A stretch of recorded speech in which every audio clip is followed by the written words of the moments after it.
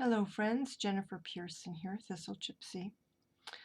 So this is a little video having mostly to do, well, all to do with energy work, and so, you know, no bad if you back out of this right now. It's not to do with tarot or card reading. So it's been a long time since I can't even remember when, sat and really uh, reached either down or up for energy of any kind. And it's something that I know that I need to be doing, and I don't know, I guess sometimes I'll lay in bed and what I'll do is I'll think more, is it banyan trees where their branches actually send down roots, and uh, and I'll think of that as my body in general, like most areas, my arms and legs and back and butt, just all sort of melting down into roots. But it doesn't go any further than that. And it's usually just before bed. I said, just look now, yawning. As I'm laying in bed, kind of waiting for sleep, I do that. And so I fall asleep pretty quickly, which is pretty typical. I don't have a problem usually going to sleep so much as I have a problem staying asleep or sleeping for as long or as many hours as our culture generally deems good. So other than that, again, I can't remember the last time I sat down and tried something, either a shamanic journey or drawing energy up or down or anywhere. So I sat over in the corner. I got the corner cleared out. I guess, was that on Saturday evening? It was on Saturday evening, and then on Sunday I thought I've got to see if I even fit in that corner, how I fit in that corner, whatever. So and what kind of props I need in terms of pillows or a chair for my legs and stuff. And I think it is going to work well. That corner is going to work fairly well.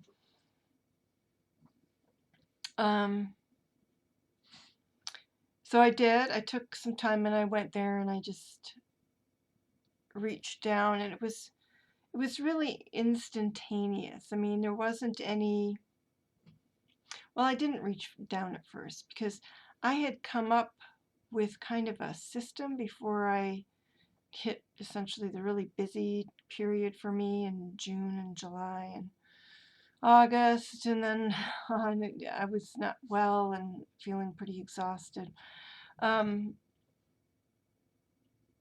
But I started a routine which I thought had to do a lot with shedding first. Like, as people will say, you release all the negativity into the earth, all of the bad, crappy stuff. And only then, I was thinking, then I would draw energy up. And then once that was kind of reached an apex, which I'm not sure that it ever does, but then I would then go up and bring the white light down after doing that.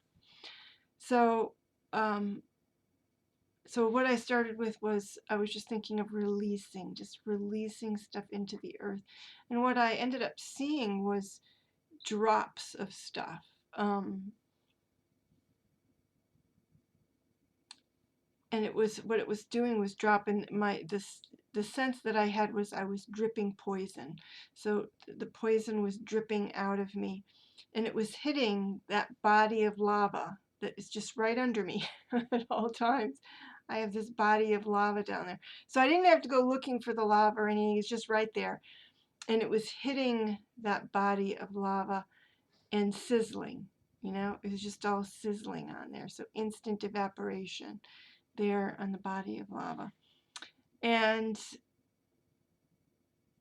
then I just was like, oh, it's going to be early night to bed here. It's not even 9 o'clock and I'm so yawny. And then I thought, well, all right, it's just sort of impatient. It's like, well, let's try this thing. Let's just try it. Let's see what happens. And so it's like, so in the past, a lot of times there would be more of a column coming up or something. In this case, it was the whole dome of lava just started coming up through my hips. And so it's almost like the energy is wanting, this is what I was thinking, the energy is somehow wanting to cauterize my entire body. There's no one thing, it's just wanting to cauterize my entire body. So it was going up and there was still sort of that sizzling, like evaporating off moisture kind of thing. And then it reached, it was like just below my solar plexus chakra. And then suddenly what it hit was, instead of just general moisture or drops, it's like it hit a lake there. And that, even though it could have just, continued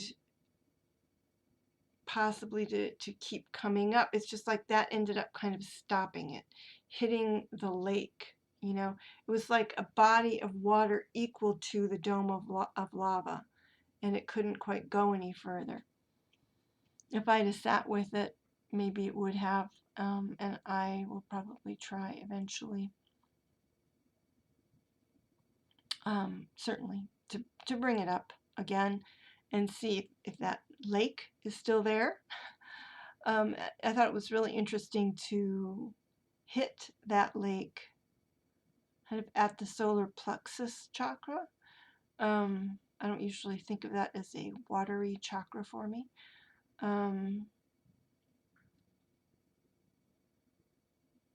Yeah, so there it is, and I just kind of left it off there because I was feeling sleepy. And no, I was doing that. Yeah, I did that exercise on Sunday morning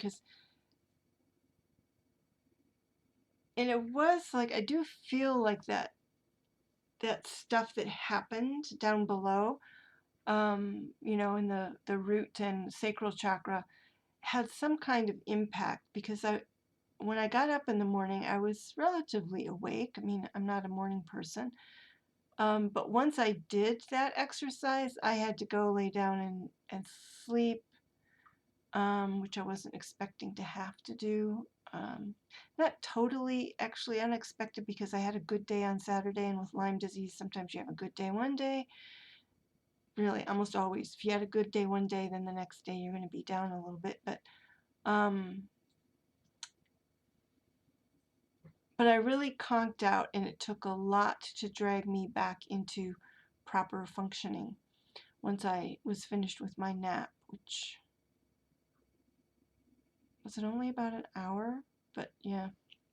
Anyway, so my feeling was partly that was, so when you have Lyme disease, okay, and you take antibiotics, for example, to kill the bacteria, as they disintegrate, they release a bunch of neurotoxins into your system. At least that's the way it was explained to me years ago.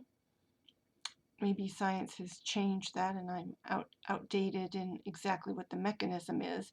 But essentially when the bacteria are killed, which normally, say, if you have like a sinus infection or a bladder infection and you start to take antibiotics and it starts to work and kill the bacteria, you feel, oh, thank goodness, I feel so much better. Well, with Lyme disease, when you kill the bacteria, it overwhelms your system with crap. And so that's the source of the fatigue, is all of that crap in your system. And that's kind of the way I felt, is that I felt that kind of draggy sort of fatigue that is that crappiness that the the bacteria are being killed. Can I say you know, that's why I was feeling that way. And, you know, there's a direct cause and effect, and you know, I can't say that. But it was something that occurred to me. It's like, gosh, I wonder if this draggy feeling is in fact the result of that whole, you know, lava cauterizing saturation with through that whole part of my body thing.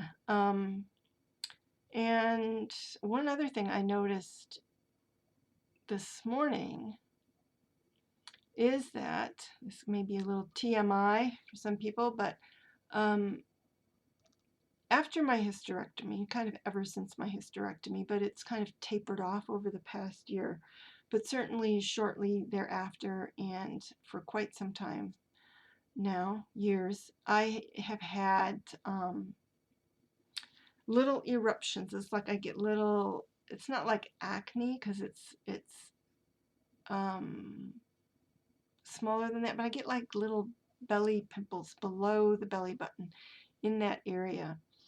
And it has been a while. It's not that long ago that I was thinking, oh, well, that seems to kind of have passed, and I'm not getting that sort of thing anymore. So maybe that I always assumed that those little eruptions and pimples were kind of my body still sort of ejecting material like sutures and just, you know, and I'm sure a medical doctor would say, oh, that stuff's all gone and dissolved by now.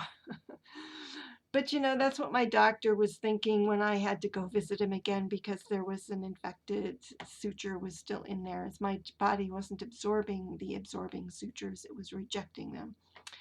So,